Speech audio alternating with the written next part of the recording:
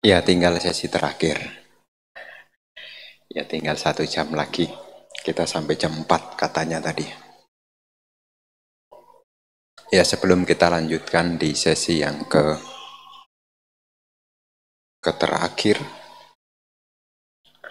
mungkin di antara ibu bapak ada yang mau ditanyakan sehubungan dengan kegiatan-kegiatan yang sudah dilakukan di hari ini. Ada yang mau bertanya?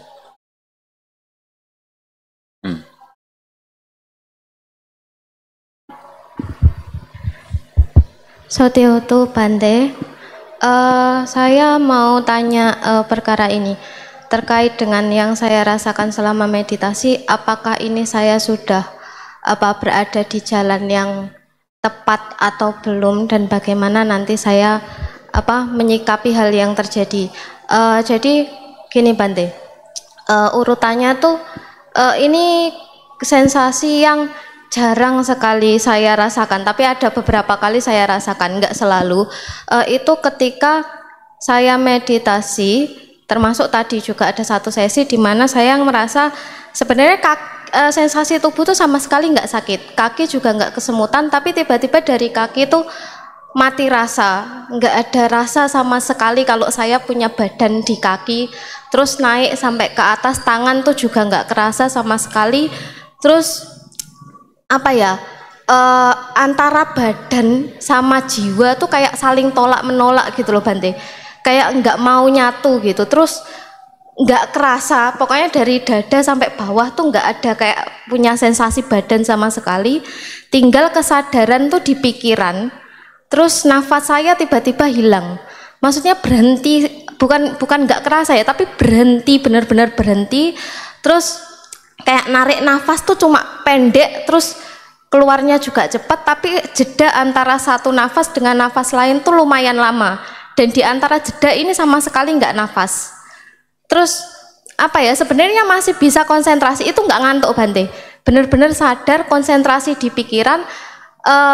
Enak sebenarnya, tapi ketika saya tiba-tiba sadar, loh badanku kok hilang ya, kok aku nggak punya badan ya, itu langsung ketakutan gitu loh Bante. Akhirnya saya paksa untuk balik gitu, untuk keluar dan berhenti dari kondisi itu. Nah itu gimana Bante? Apakah sebenarnya kalau di kondisi seperti itu tuh saya harusnya ya udahlah santai aja, atau terus kenapa kok saya merasa takut kayak gitu?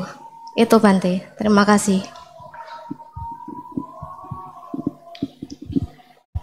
Setiap orang berlatih pasti punya pengalaman masing-masing, termasuk apa yang tadi telah diceritakan. Kemudian, di dalam latihan meditasi Buddhis ini, fenomena jasmani ini sangat banyak sekali. Ya, termasuk juga fenomena-fenomena pikiran yang tadi telah disampaikan, ya seolah-olah kan sekarang masalahnya masih punya kan, ya seolah-olah, yakni tubuhnya ya tidak terasa. Sebetulnya itu adalah kita punya persepsi. Ya, kalau dalam hal ini adalah istilah Buddhisnya adalah kita punya pemikiran sehubungan adanya tubuh yang tidak ada. Itu kan sebetulnya permainan kita punya pikiran sendiri.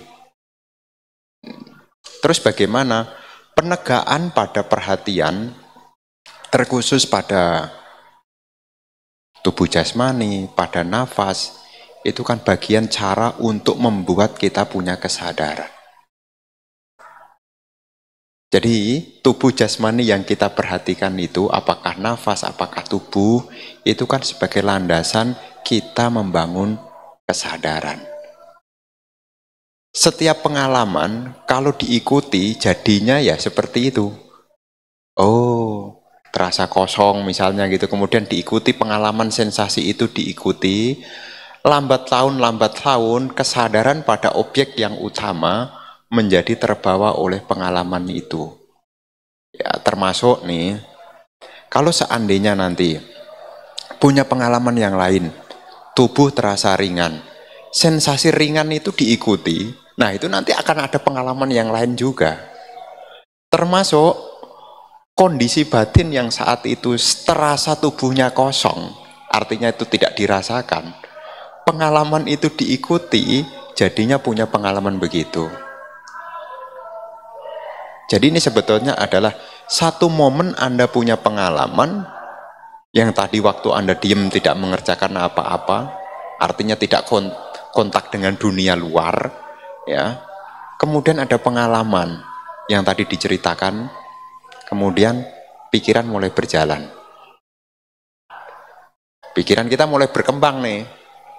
Karena mungkin secara parietik kita belum berkembang, kemudian pengalaman ini, wah, itu sebetulnya juga sudah masuk bagian dari adanya diri. Itu sebetulnya juga sakaya diti. Sakaya diti maksudnya apa? Menganggap saya sebagai rupa, rupa sebagai saya. Itu sakaya diti juga. Saya di dalam rupa, rupa di dalam saya. Makanya sakaya diti itu jumlahnya ada 20. Kita ini masih punya sakaya diti. Menganggap saya apa yang saya rasakan. Apa yang saya rasakan itu adalah saya. Itu juga sakaya diti. jadi kenapa kok timbul takut? Ya karena masih punya sakaya diti. Takut rupa hilang. Ada 20 macam sakaya diti. Meliputi saya sebagai rupa, rupa sebagai saya. Saya di dalam rupa, rupa di dalam saya. Pandangan ini disebut dengan sakaya diti. Dikalikan 5. Makanya semua ada 20. Rupa menganggap saya sebagai rupa, rupa sebagai saya. Saya di dalam rupa, rupa di dalam saya. Poin 1, udah 4 tuh. Yang kedua, perasaan sebagai saya sebagai perasaan, saya di dalam perasaan, perasaan di dalam saya. Udah 8 tuh. Jadi tadi yang kita alami sebetulnya itu ada sakaya diti gitu loh. Ya, termasuk kaki yang sakit kita anggap ini di dalam saya di dalam sakit itu sakaya diti juga. Apa yang tadi saya rasakan, apa yang saya kenal?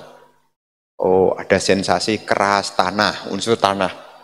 Menganggap, ya pengenalan ini namanya sanya. Sanya ini yang mengenal. Ya, saya sebagai yang saya kenal sebagai saya. Saya di dalam yang saya kenal di dalam saya. Nah, sakaya diti lagi. Jadi sakaya diti itu semua total tuh ada 20 item.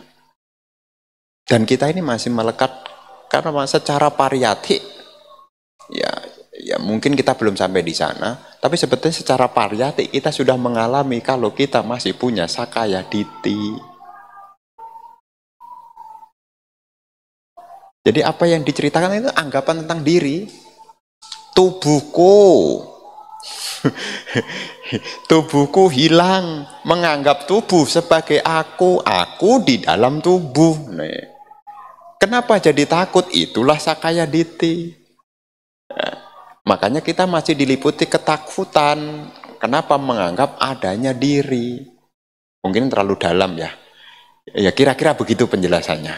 Ya, karena apa yang kita alami ini, apa yang saya dengar dari luar nih, ada suara tuh. Apa yang saya dengar, kita anggap sebagai diri. Ya, apa yang kita kenal, kita anggap diri. Dan ya itulah yang saya dengar itu ya saya. Nah, ini nanti bisa diurai ya dari apa? Melihat fenomena yang muncul dan tenggelam. Sesuatu yang tidak kekal tidak bisa disebut dengan diri. Kalau tubuh itu kita katakan sebagai diri, sedangkan tubuh ini berubah. Pengertian-pengertian yang tadi yang muncul, yang tubuh sebagai diri, tubuh ini sendiri tidak kekal. Dan penganggapan diri sebagai tubuh ini pun juga tidak kekal juga. Makanya disitulah seseorang praktik wipasana. Karena di dalam pencapaian nomor 1 untuk menjadi sotapana, ya, itu kan harus menghancurkan belenggu tentang sakaya diti. Contoh sakaya diti ya dari pengalaman saat meditasi tadi. Menganggap aku yang sedang berjalan, itu juga sakaya diti. Ya, tapi kan semua proses, jangan takut. Semua proses itu. Oh, Bante, waktu saya jalan tadi berarti itu aku dong, Bante. Aku kanan, aku kiri, yang kanan, ya aku dong, Bante. Ya iya, sakaya diti. Tapi tidak usah takut, memang prosesnya harus begitu. Jangan buru-buru, kalau gitu saya mau hilangkan, Bante, supaya cepet-cepet jadi sotapana. Proses. Ya, proses. Sewaktu Anda berjalan, jangankan saat duduk, sewaktu berjalan. Apa yang Anda rasakan, kanan, kiri, sentuhan. Tubuh yang menyentuh tanah tadi, menyentuh kontak tadi yang Anda rasakan itu, apakah menyenangkan atau tidak menyenangkan, itu juga kita kenali sebagai diri juga. Tapi sebetulnya kan sakaya diti itu. Ya. Yang ada apa, Bante? Ya, nanti secara paramata, semua ini adalah tidak kekal. Yang berat ini adalah unsur tanah. Yang mendorong ini adalah unsur angin. Yang menekan ini adalah unsur berat. Yang panas, yang dingin, unsur api. Nah, itu nanti sampai benar-benar yang namanya aku ini timbul tenggelam. Ya, timbul tenggelam. Sampai nanti akan muncul yaitu ketakutan. Namanya bayanyana, takut. Wah, takut. Tapi ya enggak usah takut. Ya, karena prosesnya harus takut dulu. Ya, harus takut dulu. Karena kalau tidak takut, orang tidak berjuang untuk mengakhiri penderitaan. Jadi kalau dialami tadi, apa yang dialami itu kesaksian nyata sehubungan dengan kita punya sakaya diti. Ya, takut kehilangan tubuh karena menganggap tubuh sebagai aku. Ya. Tapi sudah bagus lah, bisa melihat, ya sudah bagus. Ya bagusnya apa? Ya ceritanya bukan lagi melamun. Itu sudah bagus. Ya bisa melihat bagaimana pikiran ini ketika kontak dengan pengalaman-pengalaman mampu mengenali. Ya bagus. Kenapa? Ya bukan dibiarkan aja. Maksudnya enggak usah ngikuti rasa takutnya tadi loh. Ya kan semua masih proses. Iya. Ya proses pengertiannya juga harus dimunculkan. Iya, kalau misalkan terjadi lagi itu sebaiknya gimana, Bante? Ya balik lagi lah. Ingat lagi tentang sila. Hari ini saya menjalankan sila dengan baik. Ya supaya apa? Ketakutan itu menjadi tidak menguasai, merenungkan tentang ya sila yang dijalankan. Karena itu nanti ada kaitannya dengan kita punya sila, kita punya pandangan. Itu kan lo di dalam penjelasan itu kan proses untuk mencapai itu kan ada namanya pemurnian sila. Setelah pemurnian sila, pemurnian pandangan. Ya. Jadi sehubungan dengan pandangan tentang aku harus dialami dulu. Ya. Seperti tadi yang saya sampaikan, yang pancakanda yang kali 4 itu tadi jadi 20, itu juga nanti juga harus dimengerti. Ya. Sebelum sampai mengerti yang 5 kali 4 tadi, harus tahu yang 5 dulu. Apa itu rupa? Apa itu wedana? Apa itu sanya? Apa itu sangkara? Apa itu winyana? Ya secara pariyati teori ya harus tahu. Karena memang ini kan nanti untuk mau jadi sotapana ceritanya. Bante saya tidak mau jadi sotapana, jadi arahat. Syaratnya jadi sotapana dulu. Ya, Ya Sotapana dulu, karena urutannya begitu. Sotapana, Sakadagami, Anagami, baru Arahat. Memang tujuan yang paling akhir ya jadi Arahat. Tapi sebelum jadi Arahat kan jadi Sotapana dulu. Sebelum jadi Sotapana dulu harus memahami secara pariyati tentang Pancakanda tadi. Ya, kalau secara Pancakanda belum jelas, ya harus diperjelas. Tanya, apa itu rupa, apa itu wedana, apa itu sanya. Dan ini berbicara bukan objek yang di luar, ya, ada di dalam diri kita. Kenapa saya katakan diri? Karena kita menggunakan bahasa komunikasi. Jadi jangan, katanya tidak ada diri. Banting ngomong berkali-kali kata diri. Ya ini kan bahasa komunikasi. Ya secara samuti ya ada rupa, ada wedana, sanya, sangkara, winyana. Yang pada hakikatnya semua ini juga anatta. Kenapa dikasih nama? Untuk komunikasi. Nama itu hanyalah sebutan. Termasuk rupa itu juga hanya sebutan. Jangan sampai nanti punya konsep baru lagi. Bante tidak ada aku, Bante. Yang ada adalah nama rupa.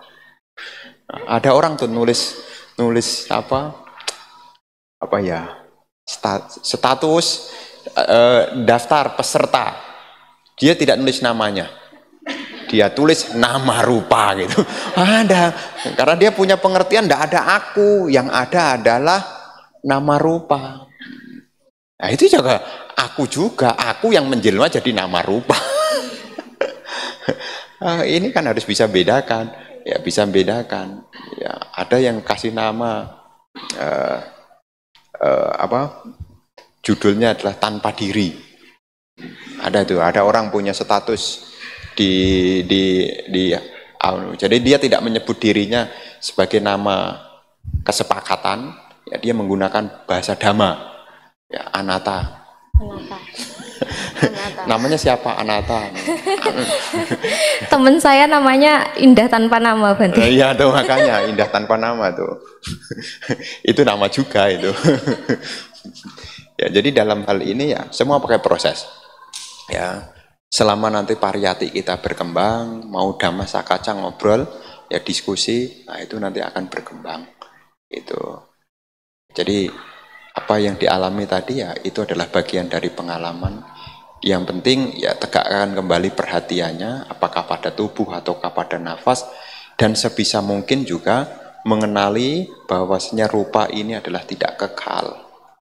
Itu tahapan yang mesti ya dimengerti ya supaya nanti kemelekatan pada keakuan ini bisa perlahan-lahan bisa berkurang gitu loh.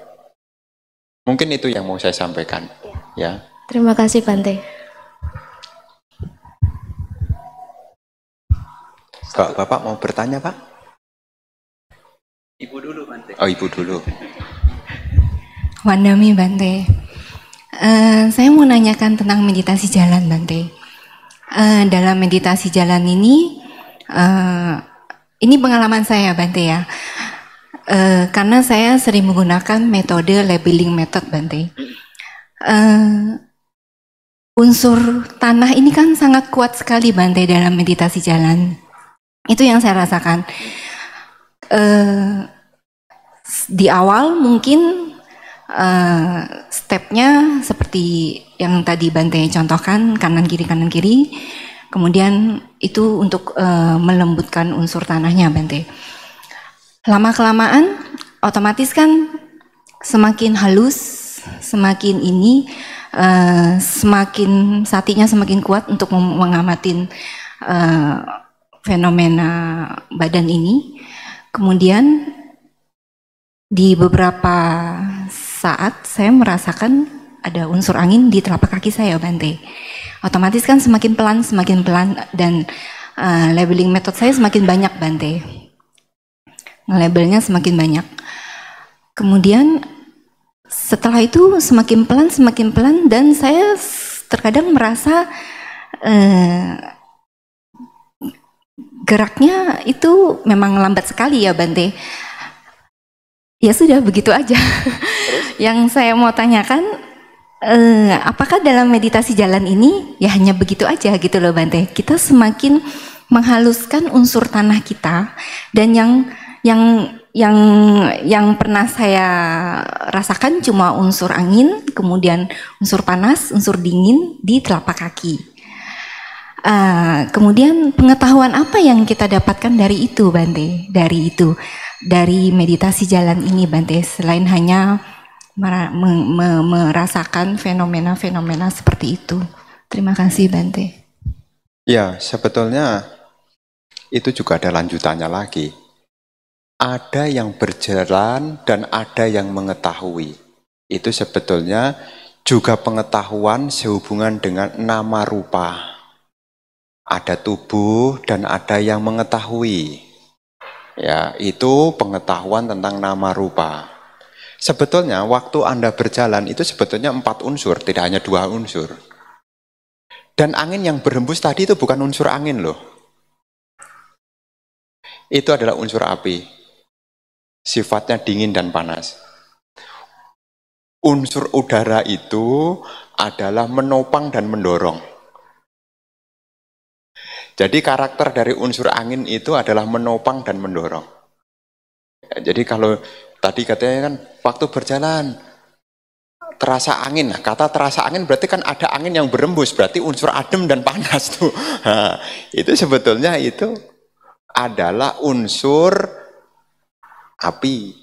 Maaf Bante ralat, bukan angin yang terasa dingin gitu Bante. Yang saya rasakan itu seperti ada, oke. Seperti jalan mengambang gitu Bante, tapi bukan terasa dingin. Makanya kalimatnya itu mendorong. Ralat. Itu terjadi bukan pada saat pusing Bante, bukan saat ngepus, pada saat mendorong gitu. Pada saat ketika menekan dan mulai meletak, dan itu terasa memang ya ada jeda gitu Bante. Waktu meletak itu unsur air, karena unsur air itu karakteristiknya adalah melekat. Jadi ketika turun, ketika turun nih kita bisa merasakan adanya yang melengket. Nah, ini saya ceritakan unsurnya dulu dah daripada ngarang-ngarang nanti. Unsur tanah, ya unsur tanah itu ya sifatnya adalah berat. Ya seperti tubuh ini unsur tanah nih sifatnya berat. Ya, maka kalau Anda berjalan kok kaki terasa berat, ya itu adalah unsur di tubuh kita, unsur tanah. Berat. Ya, selain berat, yaitu keras. Makanya Anda kalau duduk, kenapa ya kaki saya kok kaku? Nah, itu sebetulnya Anda mendeteksi unsur tanahnya. Ya, berat, kaku. Kemudian menekan. Ya, menekan. Dan lunak. Ya, lunak itu adalah unsur tanah. Ya, unsur tanah. Ada 4 unsur tanah itu. Ya, berat, keras, menekan, dan lunak. Ya, itu unsur tanah. Kemudian air, api, ya, patawi. Ya, patawi apo, air. Api. Ya, api ini adalah panas dan dingin. Ya, wayo itu unsur patawi, apo, tejo. Tejo dulu. Patawi, apo. Apo itu air. Air itu sifatnya adalah menyatukan dan melekat. Kohesi, kalau bahasa terjemahan itu unsur air itu adalah kohesi. Kohesi itu artinya menyatukan, itu namanya kohesi. Belajar kimia tuh ada adesi, ada kohesi itu. Ya, kohesi itu menyatukan. Makanya apa yang ada di tubuh kita ini bisa menyatu itu karena ada unsur air. Ibu-ibu bikin gorengan adonan bakwan. Tahu enggak? Tepung jangan air dong. Tepung, telur, itu bikin adonan tuh. Bakwan itu kan ada kol ya. ada kol. Nah, kemudian baru dikasih air, baru akhirnya dia jadi menyatu. Nah, ini unsur air yang menyatukan tubuh kita, bisa nempel dengan tulang, dagingnya juga bisa nempel, tidak tercerai-berai, itu karena ada unsur air. Makanya sifat unsur air itu menyatukan dan melekat. Unsur api sifatnya panas dingin. Unsur udara sifatnya menopang dan mendorong. Kita bisa tubuh tegak begini ini karena unsur angin. Ya, kita bisa tubuh tegak begini unsur angin. Ya. Jadi waktu berjalan itu juga waktu kita kaki angkat. Ya, ini ada unsur tanahnya, ada unsur airnya, ada unsur apinya. Kemudian waktu mendorong, ya ada unsur udaranya, waktu turun ada unsur airnya, ada unsur apinya karena kita bisa merasakan dingin, kemudian menekan ada unsur tanahnya. Nah, dan itu silih berganti. Ini nanti adalah memahami bahwasanya rupa anicca karena silih berganti. Dari yang menekan, dari yang berat, dari yang mendorong, dari yang melekat, dan semua ini sifatnya muncul tenggelam. Muncul tenggelam itu artinya tadi dikenali, kemudian memudar. Dikenali lagi, memudar. Berat, ganti lagi dengan mendorong. Mendorong baru maju sedikit, sudah ganti lagi. Ini nanti untuk kita praktek, yaitu 4 unsur. Ya, 4 unsur ini kaitannya dengan bagaimana, nanti juga kaitannya dengan menghancurkan belenggu adanya diri tadi itu loh.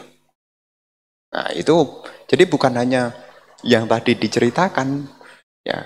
Karena sebetulnya meditasi jalan ini paling baik untuk melihat 4 unsur. Itu loh, paling baik. Itu loh. Nafas masuk, nafas keluar ini juga ada 4 unsurnya. Ya, tapi tidak seperti ya waktu meditasi jalan. Kalau Anda pakai kembung kempis perut, ini juga 4 unsur. Ya, ada yang mendorong, ada yang keras, itu unsur tanahnya. Ada dingin, ada panas, ya, ada kelekatan. Ya, itu kan bagian dari unsur airnya juga. Ya, jadi dalam hal ini, ya, sewaktu Anda meditasi jalan, awalnya ini adalah untuk membangun konsentrasi aja awalnya. Supaya pikirannya tidak berhamburan. Makanya dijaga kanan, kiri, atau angkat, maju, letak, angkat, maju, letak. Ini kan untuk menjaga supaya ya pikiran kita tidak berhamburan. Termasuk juga itu untuk meninggalkan kesenangan pada hal-hal yang sifatnya indriawi juga. Itu ada judul suta di Samyutta Nikaya, Janapada Kalyani. Janapada Kalyani. Kisah gadis paling cantik di dunia. Janapada Kalyani. Kalau seandainya ada orang yang paling cantik dan ada orang yang nyuruh bawa bejana di atas kepala, kalau airnya menetes, kepalanya dipenggal. Kira-kira dia berani melihat enggak? Enggak berani. Perumpamaan ini dipakai oleh Sang Buddha bahwasanya menjaga perhatian pada tubuh itu sangat menyelamatkan kita. Ya, menyelamatkan dari apa? Menyelamatkan dari kama canda.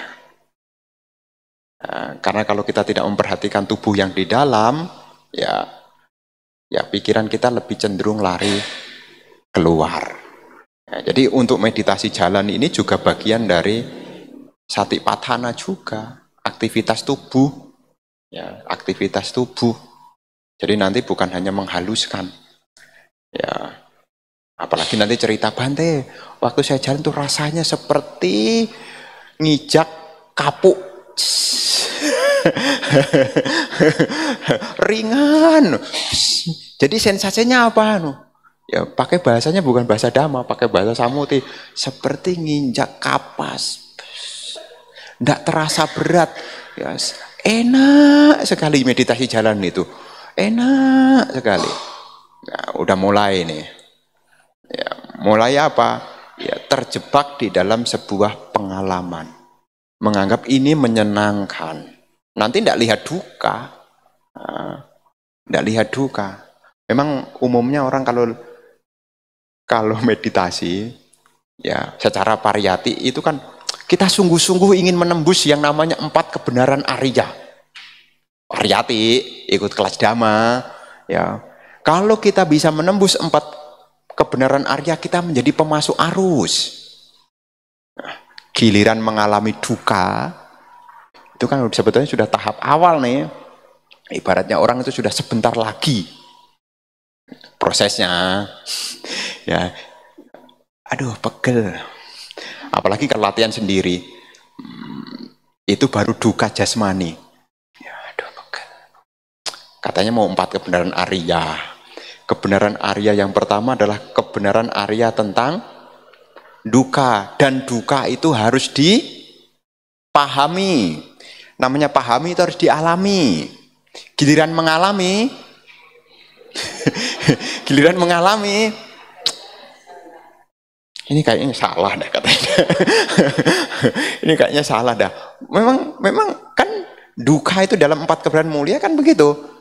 Kebenaran Arya tentang duka itu harus dipahami, sebab duka harus dilenyapkan, akhir penderitaan harus dicapai, jalan menuju kebebasannya ya harus dikembangkan. Baru poin yang pertama, memahami. Makanya kalau orang duduk begitu kita harus tahan. Ya tahan. Supaya apa? Kita bisa memahami duka itu tidak hanya duka jasmani. Ya, termasuk penolakan secara batin ini juga duka. Dan sampai akhirnya kita memahami bahwasanya sangkitena pancu padana kanda duka. 5 gugusan inilah penyebab kemelekatan. Sampai paham di situ. Jadi nanti sampai meditasi sampai serba salah pokoknya. Ya. Jalan juga ndak seneng. Lu udah lihat duka, jalan ndak seneng, duduk ndak seneng, berdiri ndak seneng. Nah, umumnya kalau sudah semua tidak ada mood, bukan yang melihat duka. Kelihatan saya ini apa salah ya meditasinya ya. Ya. Nanti akan muncul kejenuhan. Dan itu memang harus perlu kalyanamita ya. Kalyanamita itu adalah orang yang membantu, jadi mensupport. Ya. Kalau mensupport ini kan jadinya memang harus begitu. Ya, harus begitu. Kan di zaman Sang Buddha juga ada tuh kisah Sona itu. Sona Biku Sona itu. Dia sudah latihan terlalu keras tapi tidak mencapai. Ya, akhirnya bagaimana? Nah, dia mau pulang. Terus Sang Buddha bilang, kamu dulu kan pemain alat musik, pemain dawe. Ya, bagaimana untuk menghasilkan suara yang bagus? Ya, tidak terlalu kendor, juga tidak terlalu kencang. Nah, yang membuat praktek kita tidak terlalu kendor dan tidak terlalu kencang, ini adalah perlu dukungan kalyanamita. Ya, temannya mendukung, terus semangat, memang begitu, ayo berapa-apa. Tapi kan pegel, tidak apa-apa latihan aja, masih ada balsem. Ya, tidak apa-apa. Ya, terus tidak apa-apa, tidak apa-apa. Nah, temannya mensupport. Ya, kemudian tidak paham, ngobrol, apa sih penjelasan ini? Saya sudah mengalami ini, kenapa ini? Karena kita ini ya, nanti kalau baca tentang 62 pandangan salah. Ya, 62 pandangan salah itu di dalam apa namanya Digha Nikaya itu, Brahmajala Sutta itu, ya itu kan ada menganggap bahwa saya sebagai tanah sebagai saya, itu ya dialami saat meditasi jalan itu. Tadi yang merasa berat dianggap sayalah yang berat itu kita masih ada pandangan salah itu. Ya, itu kan ada menganggap tanah sebagai saya sebagai tanah. Itu sebenarnya berbicara meditatif itu, ya air, ya. Jadi dalam hal ini meditasi jalan ya banyak manfaatnya. Ya, banyak manfaatnya kalau dipraktekkan untuk ya vipassana. Yang penting kita punya komunitas yang saling mendukung. Karena kalau meditasi jalan itu kalau sendirian itu semangatnya harus luar biasa. Karena kalau tidak punya semangat baru 15 menit sudahlah. Ya, jadi sebisa mungkin ya banyak hal yang diperoleh di sana. Ya, meditasi jalan itu banyak. Termasuk kita jadi sehat, lebih semangat. Ya. Dan yang jelas ya dalam latihan ini ya perlu proses. Ya, setiap apa yang dialami, ya ini adalah proses. Karena kalau enggak meditasi jalan, enggak tahu cerita seperti tadi. Enggak tahu angin tadi yang ya, harus dialami. Ya, begitu ya. Maaf Bante, kembali ke nama dan rupa tadi Bante. Pada saat meditasi jalan kan ketika sudah satinya kuat banget nih Bante, yang ada kan cuma batin yang merasakan gerakan langkah kaki. Apakah itu Bante yang kita bisa dikatakan seperti fenomena, bukan fenomena, pengetahuan nama dan rupanya Bante? Letaknya pada saat hanya batin dan ayunan gerakan kaki itu aja Bante. Makasih. Ya, kalau kita sudah bisa tahu mana yang diketahui dan mana yang mengetahui, itu sebetulnya adalah pemahaman tentang nama rupa. Nah, nama mempengaruhi rupa, rupa juga mempengaruhi nama. Namanya ini pacaya, kondisi. Ya, kita tahu berat, ringan, ya ini karena ada nama. Nama bisa tahu begitu karena ada rupa. Ya, jadi ada pemahaman lagi, tambahan lagi, bukan hanya sampai di situ, ada lanjutannya. Setelah sudah berjalan begitu dengan ditekunin lagi, ya nanti tahu dari pengamatan itu, oh, rupa ini juga tidak kekal. Nama juga tidak kekal. Dari latihan itu, ya dari latihan itu kita akan tahu nantinya. Tapi tidak usah dipaksakan sekarang. Ya, mungkin sekarang ingat, ya mungkin kemudian ya lupa juga, ya tidak apa-apa, namanya juga latihan. Ya, tapi yang jelas ya setelah nama rupa itu nanti kita tahu pacaya, kondisi. Ya kondisi. Ya kondisi. Nah, setelah tahu kondisi, kemudian kita tahu ya tentang karakter yang tidak kekalnya. Rupa ini juga tidak kekal.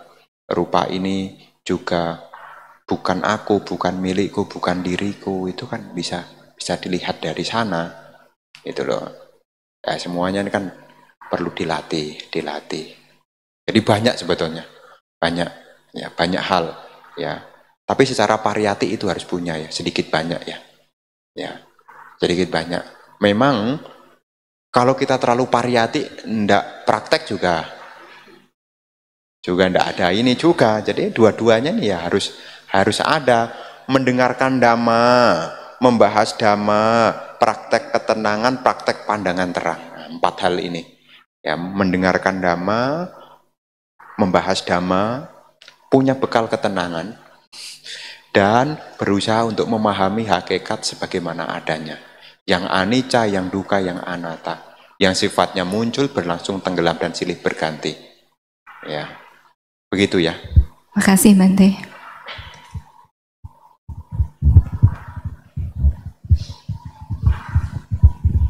Wandami Bante, anumodana atas kesempatannya, izin bertanya.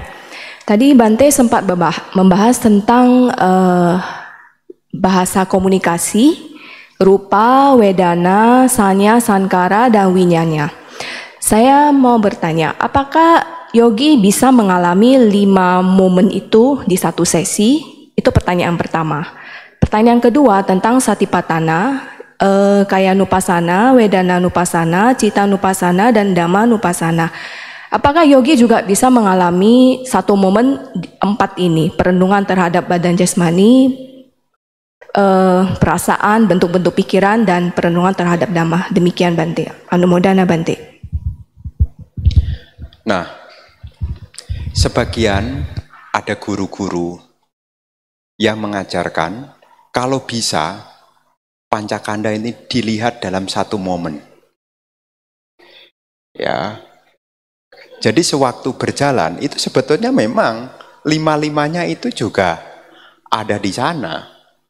Tapi kadang-kadang ada yang mengalami kewalahan. Sehingga apa? Ya satu-satu. Karena sewaktu kita misalnya berjalan, ya, kita kenal tubuh yang berat, yang ringan, itu sebetulnya adalah sudah berbicara rupa. Bagaimana perasaannya hari ini? Menyenangkan, tidak menyenangkan, netral. Kita tahu juga loh. Terus, apa yang kamu rasakan? Ya saya merasakan hadir di sini, sannya juga muncul di sana. Apa yang kamu pikirkan? Ya sati. Tahu apa yang sekarang dikerjakan. Sadar enggak? Sadar, winyana. Ya, jadi satu momen itu bisa lima-limanya. Ya, satu momen bisa. Tapi ada beberapa yang menyarankan satu aja. Kamu perhatikan rupa dulu. Hal-hal yang seperti perasaan menyenangkan, tidak menyenangkan, netral, jangan diberi perhatian.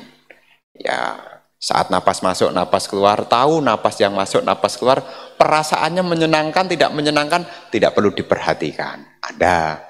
Titik sentuhnya tidak perlu diperhatikan, tidak apa-apa. Ya, satinya mesti ada. Sati itu kerjaan sangkara ya, kehendak pikiran ya. Ya, sati itu sangkara. Sangkaranya mesti ada.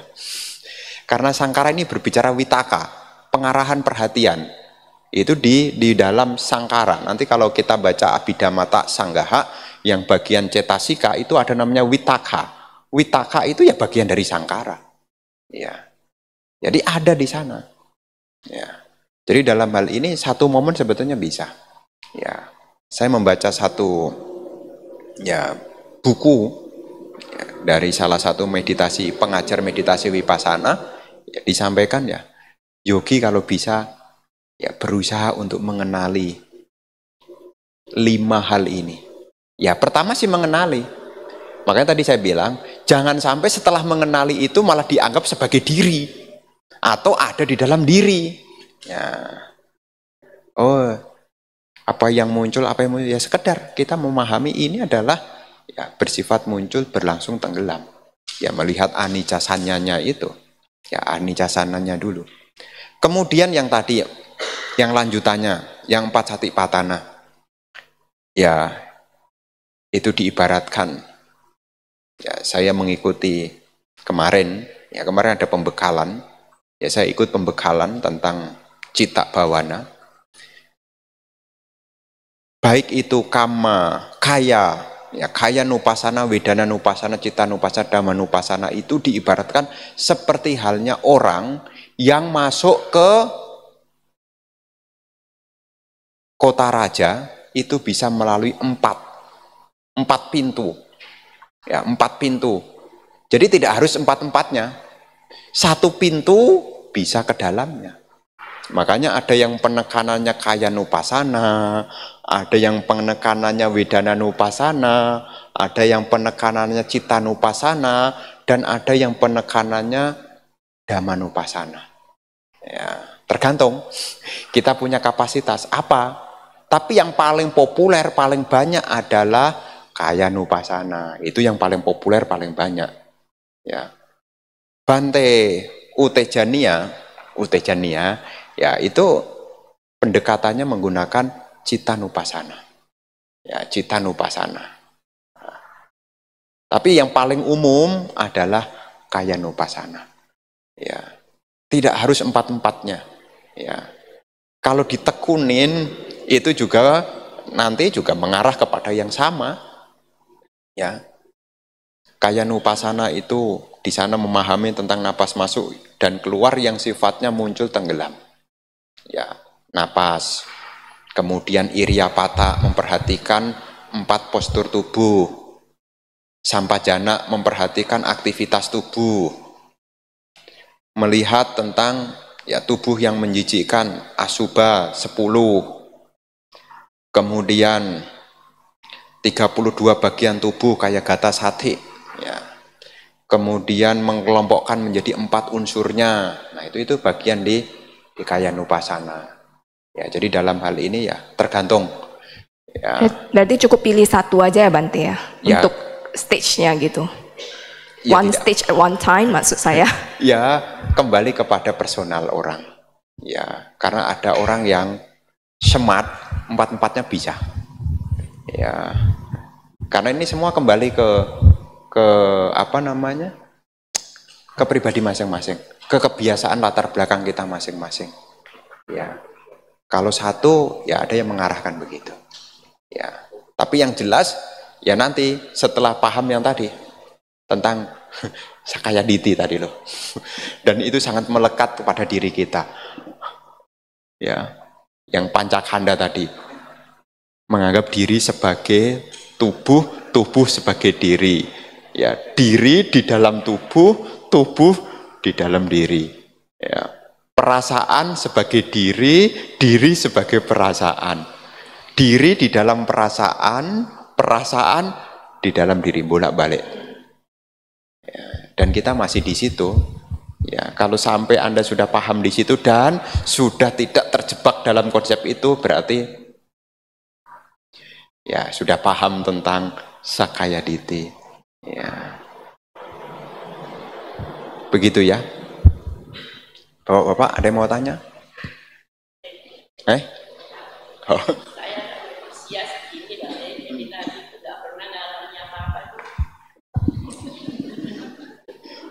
Ya, ya. Ya, ya, bukan masalah tua. Begini, sudah bagus. Sudah berasosiasi itu sudah bagus. Karena perkembangan itu tidak bisa dipaksakan. Karena sudah berasosiasi itu sudah bagus. Ya. Saya memberi perumpamaan seperti halnya kacang panjang. Kacang panjang itu akan menghasilkan kacang panjang yang bagus. Harus mendekatkan diri pada galah. Tahu kan kacang panjang? Kacang panjang itu kalau tidak ada galah, itu jadinya tidak lurus-lurus tuh. Bukan kacang panjang, tapi jadi kacang baygon, muter-muter. Ya. Kacang panjang itu bisa hasilnya lurus-lurus seperti ibu-ibu dipilih di pasar. Oh ini yang bagus, ini yang bagus. Ini. Sebelum jadi itu, jadi kacang panjang itu, ya karena dia ada galah.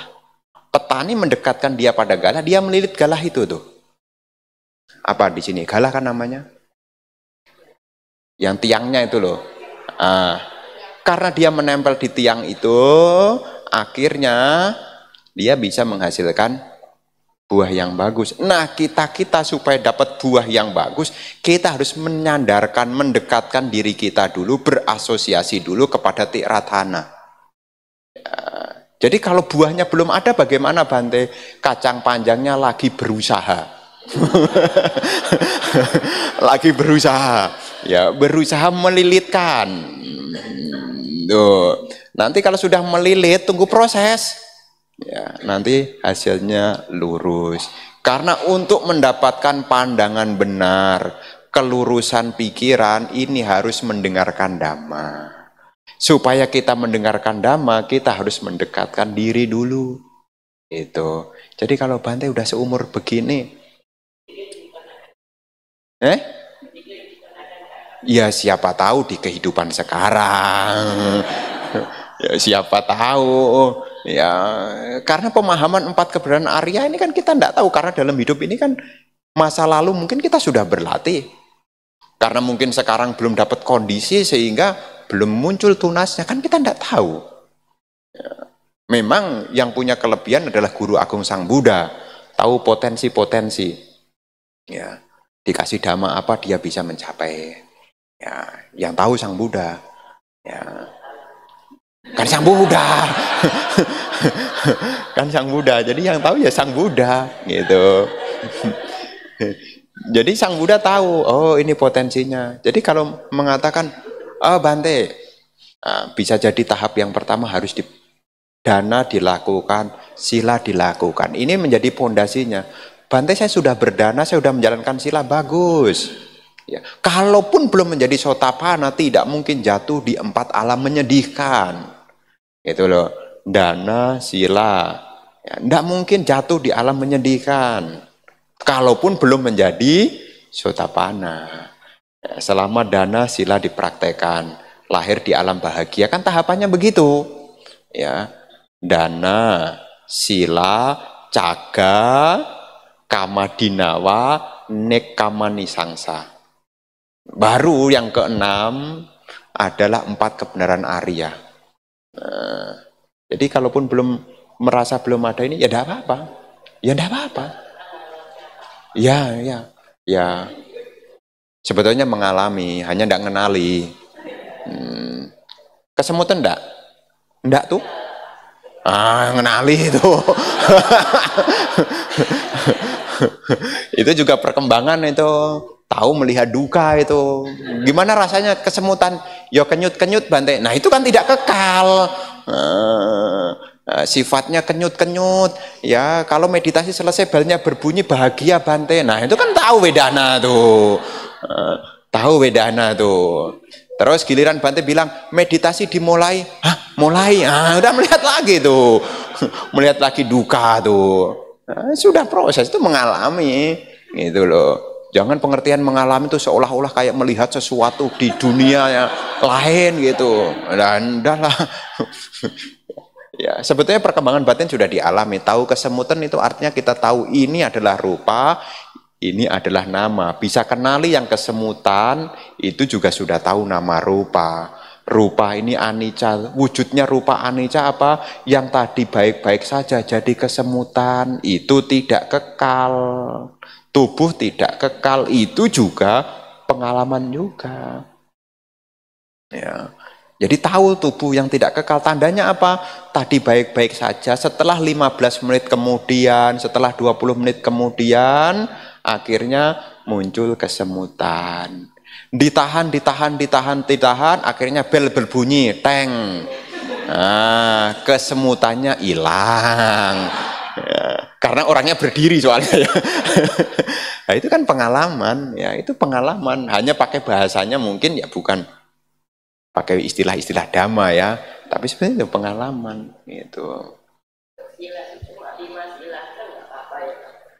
Ya kalau hari uposata, oh enggak bisa ya enggak apa-apa, ya enggak apa-apa. Oh enggak bisa kok. Mau disuruh itu anaknya orang kok. Gimana? Ya enggak apa-apa. 5 sila udah bagus. Bagus.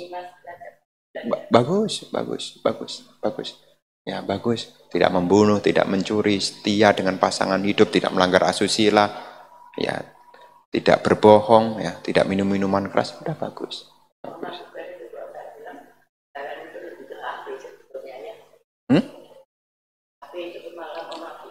Oh, ya tapi itu bukan bagian Surameraya itu. Ya begitu ya. Bante, mungkin pertanyaan terakhir Bante ya. Ya. Yang, ini loh. Pertanyaan ya. Ini dari Toronto ini loh. Mau tanya? Nggak biasa. Yang pemula kan saya kan meditasi pemula, jadi istilahnya mau tanya kalau misalnya meditasi pernafasan kan fokusnya nafas, itu apakah selalu harus nafas atau perlahan-lahan ada kayak perenungan begitu? Ya kalau kita niatnya adalah meletakkan perhatian pada nafas, ya memang tidak ada yang lain. Pokoknya selain nafas tidak diberi perhatian. Kalau memang niatnya meditasi pernafasan. Tapi kalau mengalami kesulitan, bisa menggunakan metta bhavana dulu. Mungkin 10 menit, mungkin 15 menit kita metta bhavana dulu. Ya, metta bhavana dulu. Nah, meditasi cinta kasih yang ya semoga saya berbahagia. Karena dikatakan di dalam metta nisangsa manfaat meditasi cinta kasih itu salah satunya adalah membantu kita mudah untuk konsentrasi. Kan ada 11 manfaat. Ya, 11 manfaat. Salah satu dari 11 manfaat itu adalah membantu supaya kita bisa konsentrasi. Jadi kalau napas masuk, napas keluar sukar, coba metta bhavana. Soalnya kadang jadi bosan kalau yang nafas masuk, nafas keluar masuk gitu. Loh, justru orang malah kalau punya bosan loh. Tapi tahu enggak di ruang ICU? Dia tidak pernah mengatakan saya bosan bernapas, tidak. Dia justru mendatangkan oksigen dari luar supaya tidak bosan nafas loh. Karena kalau sampai dia bosan nafas, tidak hanya tubuhnya yang ditinggalkan, termasuk dunianya akan ditinggalkan. Ya, jadi jangan mengatakan wah Bante kalau napas masuk napas keluar kok bosan ya Bante. Ingatlah perenungannya sahabat-sahabat kita yang mungkin ada di ruang ICU. Ya, itu betapa sulitnya mereka mencari nafas sampai dibantu. Nah, kita yang tidak dibantu kenapa tidak disyukuri? Pas masuk, napas keluar, napasnya beruntung hari ini. bisa napas masuk, napas keluar dengan alami. Itu salah satu bahasa motivasi ya. Salah satu bahasa motivasi supaya bagaimana kita menghargai dan kita bersyukur dengan nafas yang sekarang ada. Nah, memang bagi beberapa orang kadang-kadang menganggap remeh. Napas masuk, napas keluar. Tidak ada seninya. Seninya kalau kita bisa berhenti di situ, artinya kita bisa di situ tanpa berpikir yang lain. Itu luar biasa. Ya, makanya nanti dibiasakan kalau memang pengen menggeluti di sana, segala aktivitas cobalah sambil diingat. Waktu mau mandi, nafas. Mau makan, ingat nafas. Berjalan, mumpung ada ingat nafas. Itu lama-lama, ya sati kita akan mengingatkan pada nafas. Ya, karena ada beberapa tempat meditasi itu yang dia memfokuskan pada anapanasati, diingatkan untuk, dianjurkan untuk segala aktivitas harus disadari bersama nafas. Kalau tadi meditasi jalan kan kanan kiri. Nah, kalau di versi sana, ya jalan pun juga memperhatikan nafas. Ya, makan pun juga memperhatikan nafas. Ya, bukan memperhatikan kunyahan. Ayo memperhatikan nafas. Kenapa? Karena proyeksinya, arahnya adalah bagaimana supaya segera mahir bersama dengan nafas. Ada begitu. Ya. Makasih Bante. Ada satu pertanyaan terakhir bisa? Ya enggak apa-apa, karena nunggunya kelamaan. Nunggu yang akan datang maksudnya. Wandami Bante. Saya mau sharing yang saat meditasi duduk. Tadi itu saya ngalami ada cahaya di depan, terus semakin terang dan muncul kristal. Semakin dilihat tuh semakin sakit di mata karena cahayanya itu. Apakah itu permainan pikiran atau apa ya Bante? Kalau mengalami lagi apa yang harus dilakukan? Sekian Bante. Begini, setiap orang punya pengalaman masing-masing. Ya bisa mengalami begitu ya bagus saya katakan. Ya daripada yang ngelamun, yang apa ya, itu bagus. Karena bisa memperhatikan seperti itu berarti kita punya konsentrasi ya baik, ya sudah baik. Kemudian kalau menghadapi fenomena begitu bagaimana? Harus dipahami dan disadari. Ya ini adalah pengalaman pikiran aja. Ya. Jangan menyebut ini kemajuan aku ini. Ya. Nanti kalau kita menganggap ini milikku, nanti setiap kali sesi kok enggak muncul-muncul ya. Ya, enggak usah dicari karena harus dihargai, setiap pengalaman itu ada. Ya, tapi harus dipahami ini hanyalah fenomena batin. Ya. Jadi kalaupun nanti muncul lagi ya cukup diketahui aja. Oh, ini fenomena batin. Objeknya tadi apa? Nafas. Jadi mestinya diperhatikan apa? Nafas. Itu nafas atau bukan? Kalau bukan kira-kira diperhatikan atau tidak? Kan tidak. Kecuali kita nanti ada bimbingan lain tentang meditasi kasina. Itu lain lagi ceritanya. Karena kalau kasina itu objeknya adalah wujud. Yang diperhatikan mesti wujud. Nah, makanya kan harus disinkronisasi. Objeknya apa? Nafas. Nah, tinggal tanya balik, itu nafas atau bukan? Bukan, ya sudah jangan diperhatikan kan gitu. Nah, kalau objeknya adalah kasina, itu wujud, ya diperhatikan. Itu kembali ya kembali gitu. Jadi kalau itu bukan objek ya sudah, nggak usah diperhatikan. Ya. Tapi muncul lagi Bante no. Ya enggak apa-apa, ya enggak apa-apa. Wong kita enggak ngundang dia datang kok. Ya enggak apa-apa. Prosesnya masih panjang. Ya, masih panjang. Dan patut bersyukur ya, minimal kita punya pengetahuan untuk ya menggeladi kita punya pikiran. Ini patut bersyukur. Ya, karena umumnya orang itu membiarkan pikirannya mengembara kemana-mana. Ya, punya kesempatan untuk berlatih dan bisa menggunakan waktunya berlatih itu adalah hal yang sangat baik. Ya, bisa melihat apa yang dialami. Ya, ketika menenangkan pikiran ada pengalaman-pengalaman begitu ya bagus juga. Ya. Karena itu tidak ada hubungannya dengan kama canda. Ya. Tidak ada hubungannya dengan kama canda. Tidak masalah. Hanya tadi karena objeknya adalah anapanasati ya, karena itu bukan anapana ya tidak usah diperhatikan ya.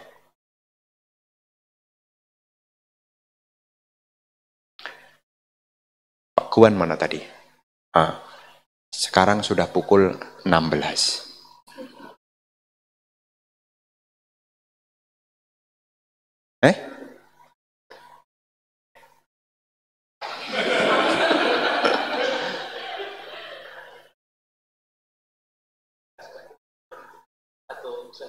Daripada dia bapak-bapak ibu-ibu udah kepikiran pulang.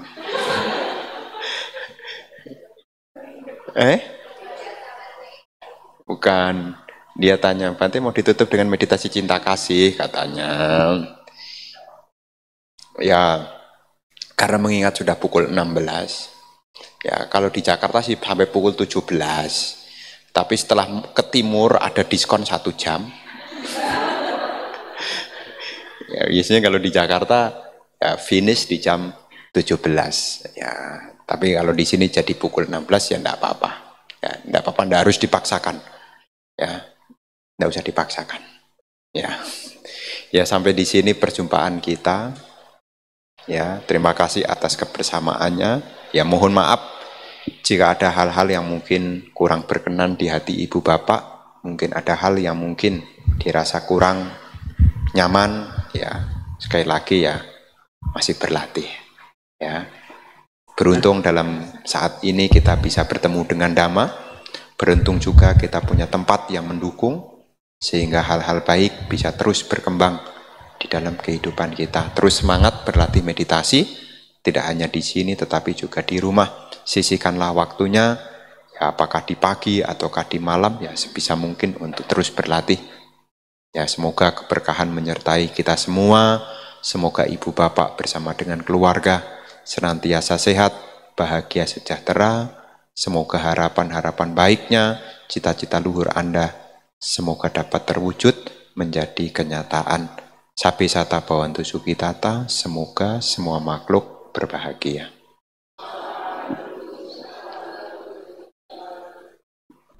Ya, kita